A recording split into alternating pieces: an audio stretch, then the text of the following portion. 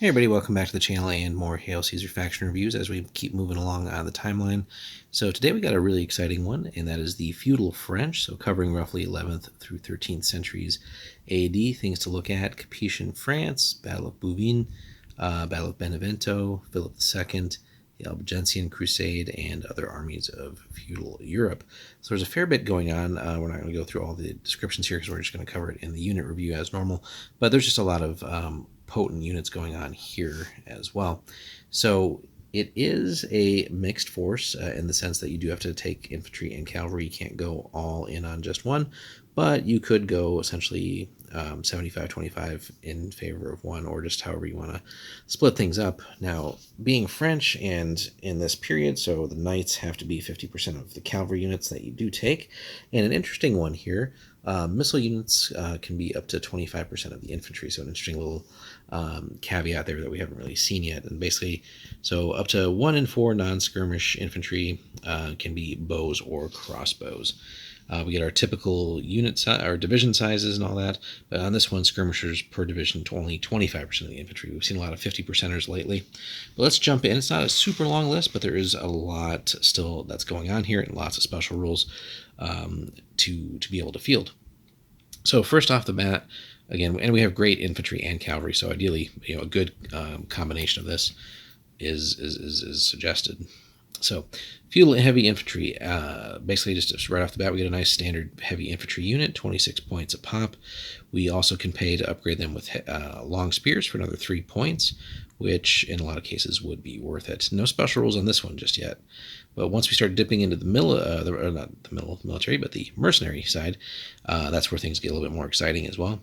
Now, the mercenary heavy infantry right off the bat is going to run you 29 points, so the same as the upgraded feudal heavy infantry, but they come with drilled on that, and then we can still give them long spears on top of it to bring it to 32, which already makes for a pretty potent unit. We have the same thing essentially in the medium flavor, 26 and then 29 points respectively there. And then finally, commune militia medium infantry, so basically like more well-trained peasants. Counting as militia, very, very cheap discount here, 18 points a unit, and basically you can see why.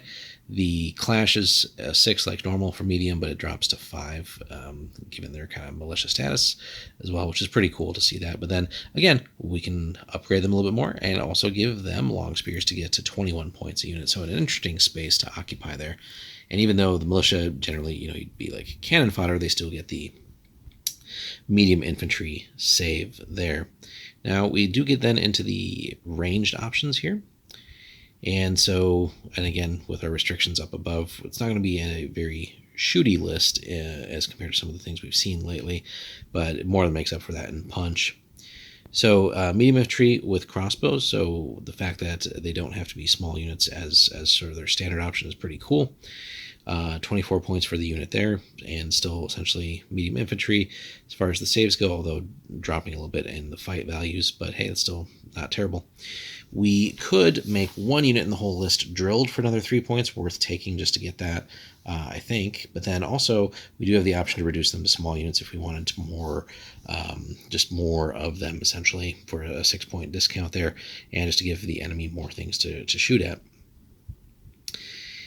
Same idea here as the next unit, light infantry bowmen. So again, light infantry, so we're getting no saves on this, and obviously the fighting ability in close combat is drastically reduced, but it is another long-range option for us. And then again, we can downgrade, or I shouldn't say downgrade, we can sort of change to small units if we want for another 6-point discount. The skirmisher package here is very, very basic, and unlike the typical javelin slinger things that we've seen over and over and over again, here we actually have a skirmishing peasants with mixed arms as small units. Very just poor stat lines, but also only 9 points a pop. So if you really just want to throw some cannon fodder blocks at the opponent to distract them and maybe block movements and stuff like that, I guess they have a purpose.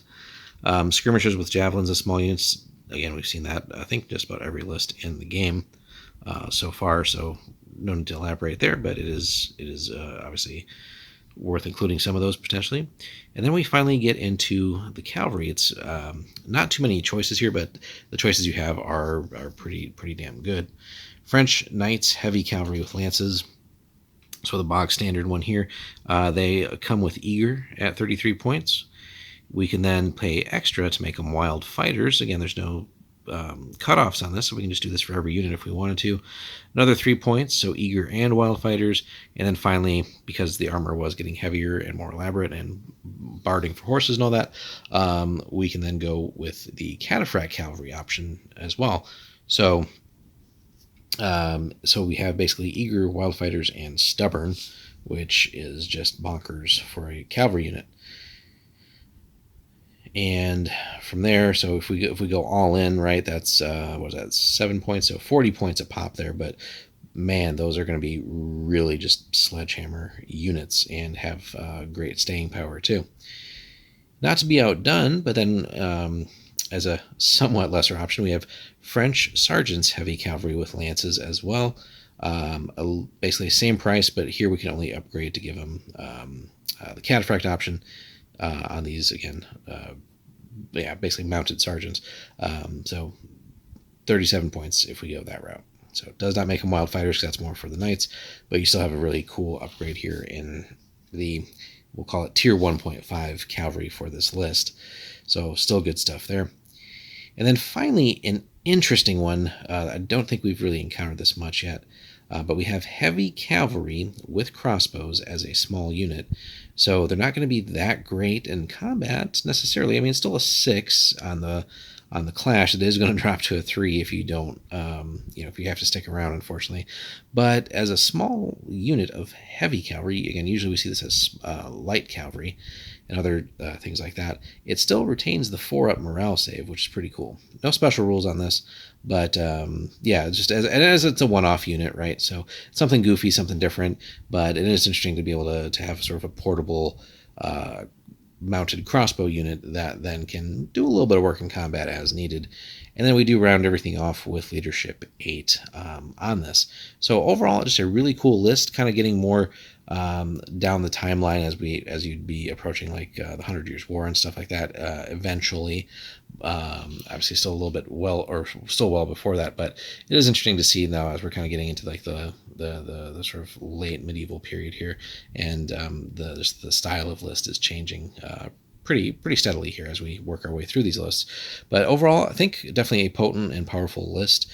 Certainly something to be feared in the hands of a capable general. Lots of great options here. Really, you could just go like nothing but heavy infantry and heavy cavalry if you wanted, and give the opponent fits, because you're going to have a whole army of like 4-up saves, which if you want to go that route would be pretty damn potent. So now the only downside of the list, there's just not going to be that much in the way of missile troop options. What you have is pretty dang good, but you're not going to have that much of it. So you want to be strategic with what you're shooting at.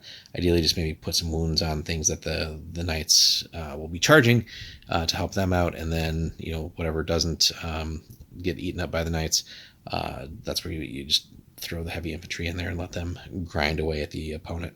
So overall, really good stuff, guys. Let us know what you think in the comments. Be sure to like, comment, and subscribe, and we will see you in the next one.